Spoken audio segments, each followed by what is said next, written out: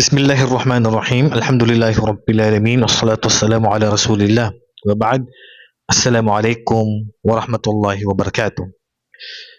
Ngayon mga kapatid, magbibigay tayo ng konting kaalaman kaugnay po sa araw ng Arafah.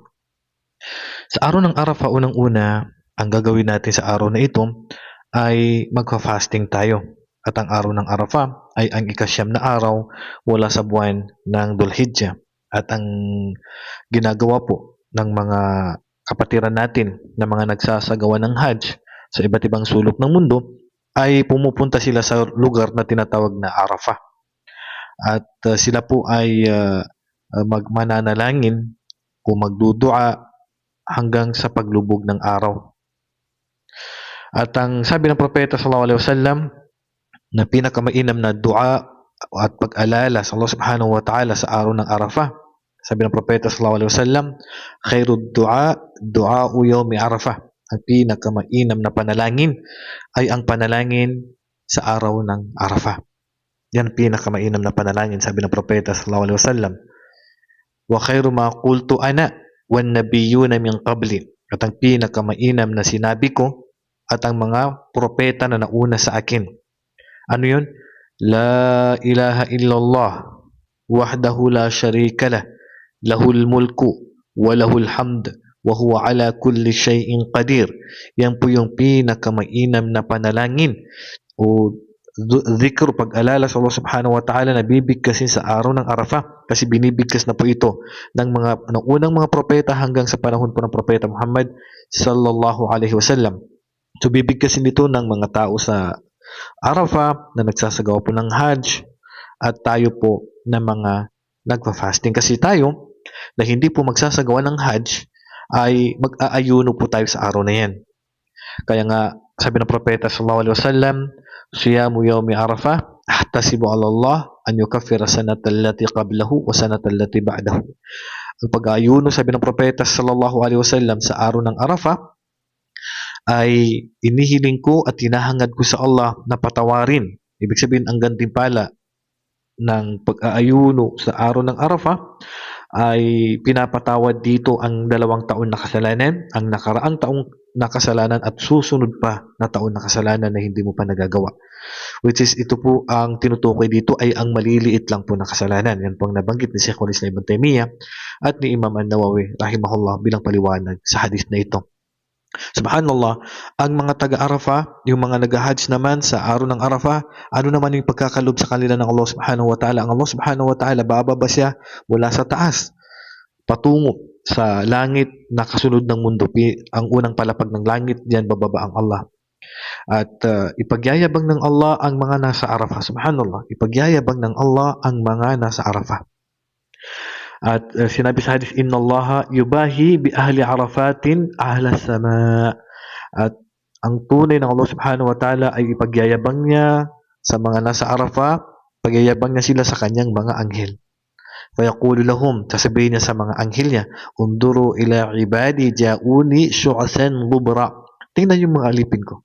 Tingnan nyo. Dumating sila dyan, halos walang ligo, pagod, yung mga suot nila, yung buhok nila, tanda na sila ay napagod galing sa paglalakbay. Tingnan nyo sila.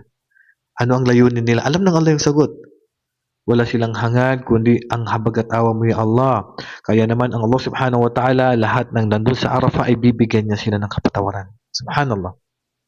Kaya nga sabihin natin, napakapalad ng mga makakapagsagawa ng Hajj. Kaya sila na mga nasa Hajj, na magsasagawa po ng Hajj, pag sila po ay nasa Arafah, ang gagawin nila dyan ay mananalangin sila hanggang sa paglubog ng araw. At tulad ng sinabi ko, pinakamainam na bibigkasin nila sa araw na yan ay ang La ilaha illallah wahdahu la sharika lah, lahul mulku wa lahul hamdu wa huwa ala kulli shay'in qadir.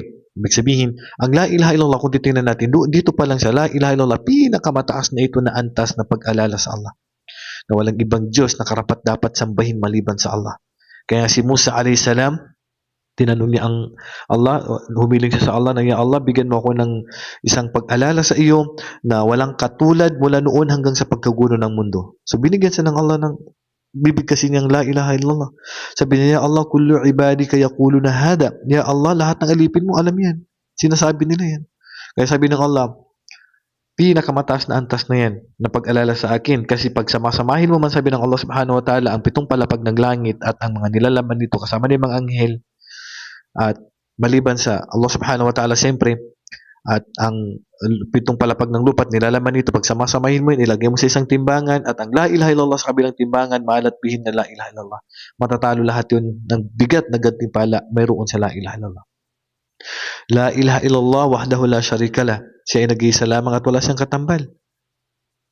Lahul mulk, sa kanya lahat ng kaharian. Walahul hamd at lahat ng papuri. Wa huwa ala kulli syai'in qadir. Ang Allah subhanahu wa ta'ala lahat ng nais niya, ikaw siyang nabibigay sa iyo ng buhay, pagpapayaman sa iyo, lahat kaya niyang ibigay sa iyo.